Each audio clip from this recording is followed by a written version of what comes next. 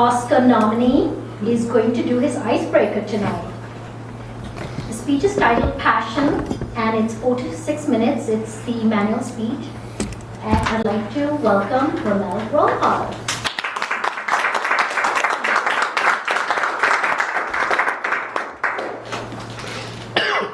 Madam Toastmaster and his august buddy, pleasant evening. I find tonight's speech objective quite unfair for the reason that when you say icebreaker, it means that two individuals would share a specific topic or share information to get to know each other. However, in my case, it's just a one-way thing. It's just going to be me who's going to be talking about myself, and I don't get to know anything about you guys. However, don't get me wrong, and I'm very happy to oblige. So upon doing so, in my icebreaker, when we consider an icebreaker speech, it has something to do with personal things, or something to do that a person doesn't know anything about that individual. So in this case, I'm going to talk about something I'm passionate, something that I wanted to be in, and something that I want to be a part of. In this case, it's the topic of advertising as an industry. And number two is an activity that I want to be always involved in, which is called hiking.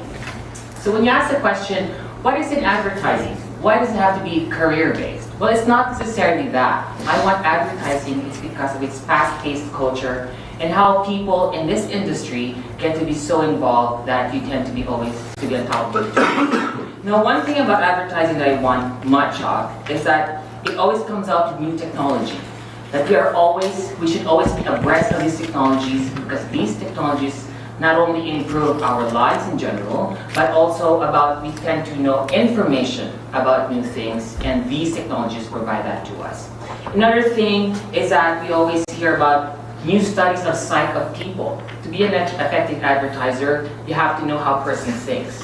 And one of the information that I find quite interesting is that how people actually consume information. And it has been found out that for a person to smell, there's a faster recall of information when it comes to smell rather than visual and audio.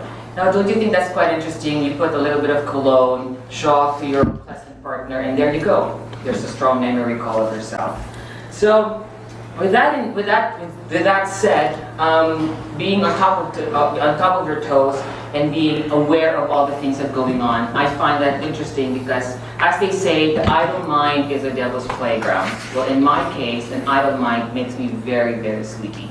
And that's one thing that I don't want to be in. So number two, when you talk of another passion of mine is hiking. Well, a lot of people don't like hiking because it's somewhat of an exercise, going up on a hill, taking too much of your muscles, and perhaps taking a lot of air just to complete a hiking trip. Well, in my case, I see hiking as a process of walking that allows you to transcend into a certain vacuum. When you're walking to that 1 mile, 2 miles, 3 miles of a walk, you tend to transport yourself, being alone, walking, and it allows your brain to think more in a sense that you get to solve problems of your everyday problems. The absent mind of just walking simply tells you to look at things differently in a different perspective.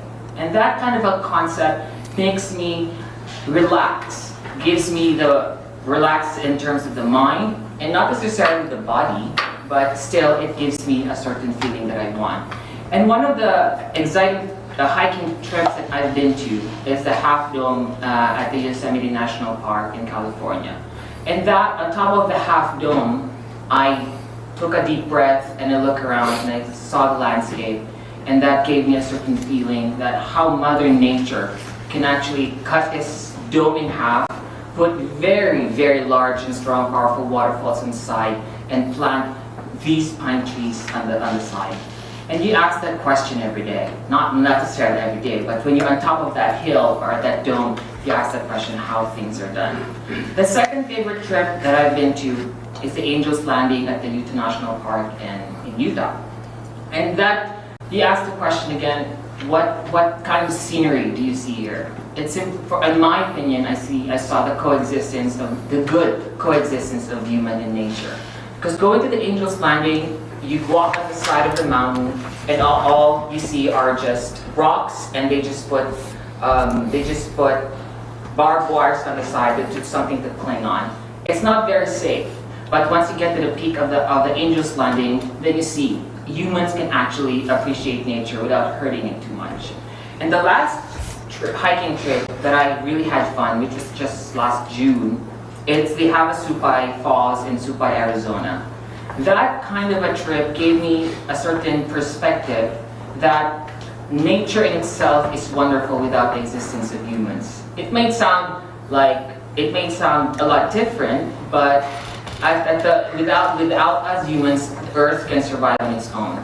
So what we do as individuals is we have to adapt with how the Earth has protected itself and how the Earth can survive without us humans. So with that said, I would expect that as I frequent my visit into this wonderful club, I get to know you guys personally, and I get to break some ice in you guys and know more personal stuff about you. With that said, thank you.